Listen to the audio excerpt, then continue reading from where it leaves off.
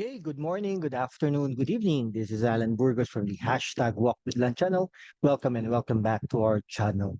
All right, so thank you so much for all our subscribers. They are now 5,541 subscribers. Thank you so much. And then all the subscribers are located around the world and each continent that we have a subscriber or subscribers there. And my friends, if you want to be part of this family, please do it so now. Please do subscribe and like and share this particular video and this particular channel to your friends and colleagues.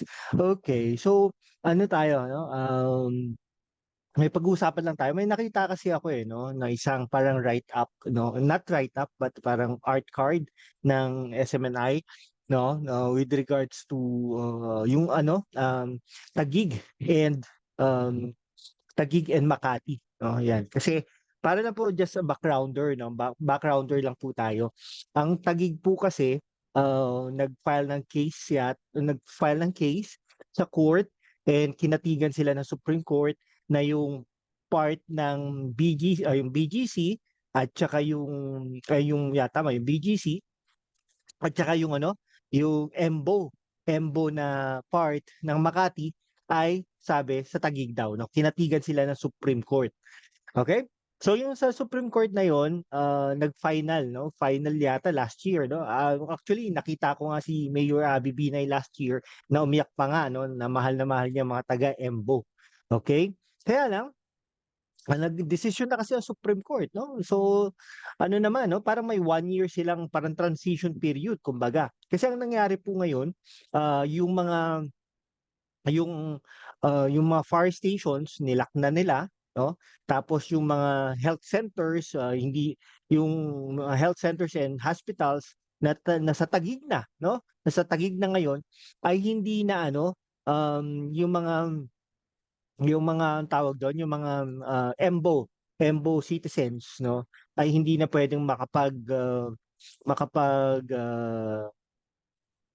makapag-serve ay hindi makapagpa-check up or something na gano'n, na talagang no, inalagaan naman sila ng Makati.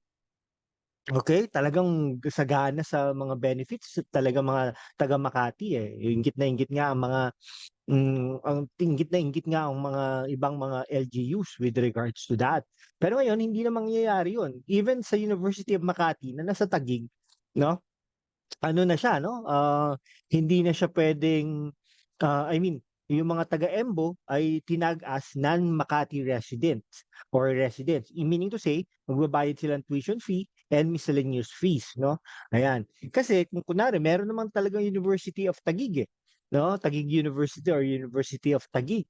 Okay, eh, kung dun naman sila mag-aaral, ang layo naman. Ang layo kaya nung Taguig sa actually mas malapit naman talaga. Okay, sa totoo lang naman, okay, lumaki tayo na ang pagkakaalam natin ang EMBO at saka Fort Bonifacio, hindi pa yan BGC, eh. Fort Bonifacio ay Makati talaga. Parang napabayaan lang ng Makati, eh, 'no? Yung parang bang hindi nila na-anticipate na talagang i-claim yan ng i-claim yan ng ng Taguig, okay? Eh, itong problema ngayon, nagsalita si Cayetano, si Senator Cayetano. For the longest time, hindi na nagsasalita yan, no? Kahit kay Duterte. Pero this time around, nagsalita siya. Because, yun nga, sabi niya, feeling niya, paano kung nagkasunog? Paano kung pa-check up, etc. No? Pero, 1 year naman ang transition period, no? Bakit hindi nagpatayo kung talagang nagke-care ang Taguig, 'no, do'n sa mga residents din, 'no, bakit hindi sila nagpatayo ng mga fire stations, 'no? I mean, naghanap ng area na fire station na bibilhin nila et cetera, 'no, or health centers, 'no, something like that. Para kasing lumalabas, kahit naman sino, kahit naman, at lumagay sila sa katayuan ni Mayor Abby, gano'n din ang gagawin nila for sure. Eh, so ayun nga, nagtataka tayo, 'di ba? Pulitiko rin naman talaga, 'no, si Cayetano at saka si Mayor Abby Binay. Ngayon, ang problema ang balita ngayon ay si Abby Binay ay naghahanda, na tumakbo bilang mayor. Hindi ng Makati kasi tapos na yata yung term niya, eh, 'no? Hindi ng Makati but also dun sa Taguig, 'no, City of Taguig. Okay? So yun yung ano natin 'no. So sa City of Taguig tatakbo, allegedly si Abby Binay 'no. Tingnan natin kung mananalo 'no. Pero siyempre nasubukan ng EMBO ang serbisyo ng Makati 'no. Talagang ano, ang Taguig kahit naman si ano, yung mga taga bandang ano, yung mainland Taguig, eh, 'no, yung main Taguig dun, banda dun, wala rin naman, wala rin namang serbisyo. I mean, ayun lang sinabi ng kaibigan ko. Pero tingnan niyo po, kung ako dito ano 'no, parang, Cayetano versus Binay, Taguig, versus, Makati 'no. So lumiit kasi ba't po ginawa ng Makati 'to, kasi lumiit po yung tax collection nila 'no, coming from the government 'no, parang 736 million ang nabawas kumbaga 'no. Now, yung bawas na yun siyempre may mga local taxes and other revenues na kayang i-ano ng Makati. Kasi nawala, ang daming nawala. Okay, yung Guadalupe, yan, Makati pa rin yan. Pero yung bandang baba, yung Embo and Rizal, yung mga gano'n, no, yung malapit sa Pateros, no, malapit sa Taguig dati. No, ngayon, Taguig na talaga yung mga yon. Okay?